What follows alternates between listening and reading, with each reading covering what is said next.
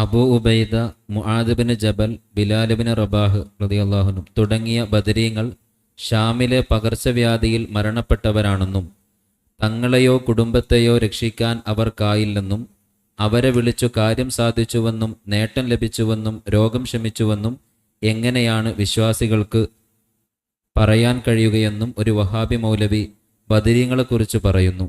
എന്താണ് പ്രതികരണം? ഇത് മറ്റേ സോക്കേടാണ്. അതായത് ബദരീങ്ങളെന്ന് നമ്മൾ വിളിക്കുമ്പോഴുള്ള സോക്കേട്. അതിനാരെയാ അപ്പോൾ പറയുന്നത്? അബൂ ഉബൈദ ബിനുൽ ജറാഹ്, മുആദ് ബിൻ ജബൽ എന്നിവർ അംഫാസിലെ ത്വാഇഫിൽ മരണപ്പെട്ടവരാണ്. ബിലാൽ ബിൻ റബാഹ് എന്നിവർ അതിൽ മരണപ്പെട്ടവരൊന്നുമല്ല. ഏതായാലും ആവട്ടെ, അവരും അങ്ങനെ മരണപ്പെട്ടു. ഈ മഹാന്മാരൊക്കെ മരിക്കുമ്പോൾ മരണത്തെ സ്വാഗതം ചെയ്തുകൊണ്ട് മരിച്ചവരാണ്. അത് ചരിത്രത്തിൽ തന്നെ കാണാം. അംഫാസിലെ ത്വാഇഫ് എന്ന് പറഞ്ഞാൽ പ്ലേഗ്. ഇപ്പോൾ പ്ലേഗ് രോഗം അംഫാസ് എന്ന ഒരു ഗ്രാമത്തിലാണ് ആരംഭിച്ചത്. അത് ഷാമിൽ പകർന്നു പിടിച്ചു. അങ്ങനെ ഒരവസരത്തിൽ 24,000 30,000 പേരുകളൊക്കെ മരണപ്പെട്ടിട്ടുള്ള ഒരു മഹാമാരിയായിരുന്നു അത്. ആ സമയത്ത് വഫാത്താകുമ്പോൾ മുആദ് ബിൻ ജബൽ തങ്ങൾ അവർ സംസാരിച്ചു കൊണ്ടിരിക്കുമ്പോഴാണ് അവർ വഫാത്താകുന്നത്. അപ്പോഴത്തെ ഇങ്ങനെ തുടങ്ങുമ്പോഴേക്ക് മരണം വന്നു എന്ന് പറഞ്ഞിട്ട് മരണത്തെ വരിക്കുകയാണ് അവർ ചെയ്യുന്നത്. അബൂ ഉബൈദ ബിനുൽ ജറാഹ് എന്നവർ മരണത്തെ വരിക്കുകയാണ്. അപ്പം ധീരമായി മരണത്തെ വരിച്ചിട്ട് മരിക്കാൻ നിന്ന് കൊടുത്ത അവർക്ക് മരണത്തിൽ നിന്ന് രക്ഷപ്പെടാനും രക്ഷപ്പെടുത്താനും അവർക്ക് സാധിച്ചില്ല എന്ന് പറയുന്നത് തെറ്റിദ്ധാരണജനകമായൊരു പദപ്രയോഗമാണ്. ആ സ്വഹാബാക്കളെ വിലയിടിച്ച് കാണിക്കുന്ന സഹപ്രയോഗമാണ്. അവർക്ക് ജീവൻ രക്ഷപ്പെടണമെന്ന് മോഹമില്ല. അള്ളാഹു ഷഹാദത്തിൻ്റെ മരണം നൽകുന്ന മരണമാണ് ത്വാഊനിലെ മരണം.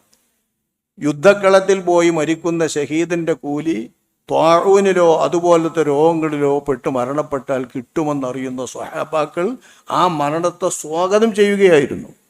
ബിലാൽ ഇബ്നു അബി റബാഹ് എന്ന റസൂലുള്ളാഹിന്റെ ബിലാൽ മുഅദ്ദിൻ തങ്ങൾ മരിക്കുമ്പോൾ യൗമ അൽഖൽ ഹിബ്ബ മുഹമ്മദൻ വഹിസ്ബ, ഞാൻ എൻ്റെ കൂട്ടുകാരുടെയും പിരിശക്കാരുടെയും അടുത്തേക്ക് ഇന്ന് ചെന്നെത്തുമല്ലോ, സന്തോഷം, നബിതങ്ങളെയും അവരുടെ കൂട്ടക്കാരെയും ഞാൻ എന്ന് കണ്ടുമുട്ടുമല്ലോ എന്നും പറഞ്ഞുകൊണ്ട് വഫാത്തായ മരണത്തെ വരിച്ച സ്വഹാബിയ ബിലാൽ മുഅദ്ദിൻ.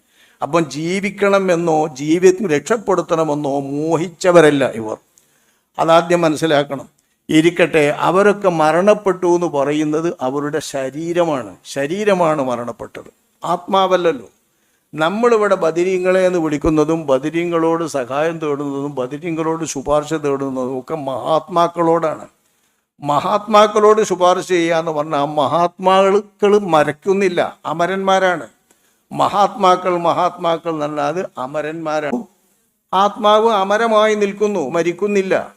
ആത്മാവ് എന്ന് പറഞ്ഞാൽ മരിക്കാത്ത അള്ളാഹുവിൻ്റെ ഒരു സൃഷ്ടിയാണ്. അള്ളാഹ് സൃഷ്ടിച്ചു എന്നേ ഉള്ളൂ, സൃഷ്ടിക്കുന്നത് നേരത്തെയാണ്. നമ്മളതൊക്കെ അങ്ങനെ തന്നെയാണ്.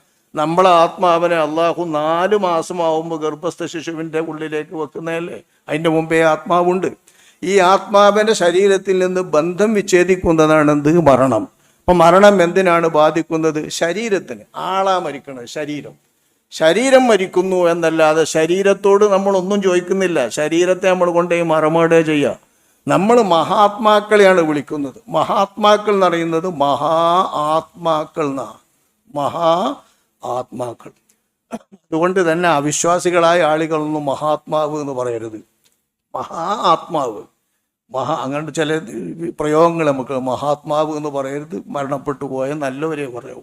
വിശ്വാസികളുടെ ആത്മാവുകളിൽ ഏറ്റവും മുന്തിയവരായ ബദരീങ്ങളുടെ ആത്മാവ് മഹാത്മാവാണ്. ആ മഹാത്മാക്കളോട് നമ്മൾ പറയുമ്പോഴും നമ്മൾ ശുപാർശ തേടുമ്പോഴും അവർക്കത് കൈകാര്യം ചെയ്യാനുള്ള അധികാരമുണ്ട്. അവരുടെ ബർസഖിൽ അവരുടെ ആത്മാക്കൾ കൈകാര്യം ചെയ്തുകൊണ്ടിരിക്കുന്നുണ്ട്. കാര്യങ്ങളൊക്കെ അവർ കേൾക്കുന്നുണ്ട്, മനസ്സിലാക്കുന്നുണ്ട്. ഇത് തന്നെയാണ് നമ്മുടെ വിശ്വാസം. അതിലൊരു കുഴപ്പവുമില്ല. ശരീരമാണ് മരണപ്പെട്ടു പോയത്. അപ്പോൾ മരണപ്പെട്ടു പോയിട്ടുണ്ട്, പിന്നെ എങ്ങനെയെന്ന് ചോദിക്കരുത്. മരണത്തിൽ നിന്ന് രക്ഷപ്പെടാൻ അവർക്ക് സാധിച്ചില്ലല്ലോ എന്നും പറയരുത്. മരണത്തിൽ നിന്ന് രക്ഷപ്പെടാൻ അവർക്ക് ആഗ്രഹമില്ല. നബിൻ്റെ സ്വഹാബാക്കളൊക്കെ അള്ളാഹ് നിശ്ചയിക്കുമ്പോൾ മരണം വരാൻ വേണ്ടി കാത്തിരിക്കുന്നവരും അതിന് തയ്യാറാകുന്നവരുമാണ്. നല്ല വിശ്വാസികളൊക്കെയും അങ്ങനെ തന്നെയാണ്. അള്ളാഹു ആ വിധം സൗഭാഗ്യപൂർവ്വം മരിക്കാനും മരണത്തെ വരിക്കാനും നമുക്കൊക്കെ തൗഫീഖ് നൽകുമാറാവട്ടെ. അത്തരം മഹാത്മാക്കളോടാണ് നമ്മൾ ആവശ്യപ്പെടുന്നതും ഇസ്തിഗ്ഫാർ നടത്തുന്നതും ഒക്കെ.